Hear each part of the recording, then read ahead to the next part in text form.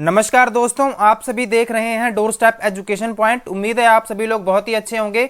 सो दोस्तों, आज की वीडियो में हम बात करने वाले हैं जिनका सीटेट का एग्जाम है वो क्लियर हो चुका है, अब वो क्या कर सकते हैं, और जिनका नहीं क्लियर हुआ वो क्या कर सकते हैं। सो आपको पता होगा कल ही इसका जो रिजल्ट था वो डिक्लेयर हो चुका था और बहुत से यहाँ पर जो विद्यार्थी थे वो कमेंट करके बता रहे थे कि उनका जो एग्जाम है सीटेट का वो क्लियर हो चुका है। सो दोस्तों, हम बात करते हैं जिनका एग्जाम क्लियर हो चुका है अब उनके पास क्या अपॉर्चुनिटीज है। जैसा कि दोस्तों आप सभी को पता है कि जिन लोगों का जो बीएड है या फिर बीएड में अपेयरिंग होंगे या फिर बीएड उन्होंने कर ली होगी, उनका एग्जाम क्लियर हुआ होगा तो सबसे पहले उनकी जो चुनौती होती है उनके लिए यही होती है कि कोई भी ऐसा जो एग्जाम होता है, जैसे कि आपका स्टेट टेट हो सकता है, जैसे कि यूपी टेट हो गया, पीएस टेट हो गया, रीट का एग्जाम हो गया, असम टेट हो गया, सबसे पहले वो एग्जाम क्लियर किया जाए। उसके बाद आप क्या कर सकते हैं, जब भी वैकेंसीज आती हैं टीचर की रिक्रूटमेंट आती है तो आप उसमें अप्लाई कर सकते हैं। तो यहां पर भी मैं आपको यही बात बताऊंगा कि अब आपका ये जो एग्जाम है वो क्लियर हो चुका है, तो जिनका सीटेट का एग्जाम क्लियर हो चुका है तो अब वो क्या कर सकते हैं, जैसे ही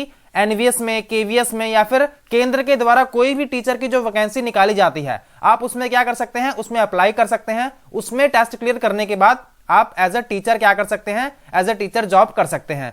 दोस्तों, ये तो बात थी सीटेट क्लियर होने के बाद, जिनका क्लियर हो चुका है। इसके अलावा आप क्या कर सकते हैं, इसके अलावा अगर हम बात करें कि आप किसी भी प्राइवेट स्कूल में जाएंगे तो आपको पूछा जाएगा कि आपके पास अचीवमेंट क्या है, आपने क्या कभी कहीं पर पढ़ाया है, तो आप कह सकते हैं कि भाई हमने तो यहाँ पर टीचिंग प्रैक्टिस भी लगाई है। हमने अपने बीएड की कॉलेजेस के दौरान हमने क्या लगाया था, हमने देखिए ये हमारे पास ये इसका प्रूफ भी है। इसके अलावा आप क्या कर सकते हैं, आप उनको टीचर का जो सीटेट का जो सर्टिफिकेट है आप उनको वो भी दिखा सकते हैं कि देखिए भाई हमने ये टीचिंग का जो ये सर्टिफिकेट है, सेंटर टीचर एलिजिबिलिटी टेस्ट, इसको भी हमने क्लियर किया है। सो उसके हिसाब से आपको आपकी जो सैलरी मिलेगी, प्राइवेट स्कूलों की हम बात कर रहे हैं, तो उसमें थोड़ा बहुत इंक्रीमेंट किया जा सकता है। तो ये तो फायदा हो गया सीटेट क्लियर करने का। वैसे दोस्तों, अगर ऐसा नहीं है कि सीटेट क्लियर करने का फायदा नहीं होता, क्योंकि बहुत से लोग यहाँ पर वेले बैठे रहते हैं। फिर वो वेले बैठे ही क्यों रहते हैं, क्योंकि वो कहीं जाते ही नहीं है, कभी पढ़ाने ही नहीं जाते हैं। सो उनकी जो नॉलेज है वो एकदम से ही खत्म हो जाती है। अगर आप किसी के स्कूल को ज्वाइन कर लेते हो,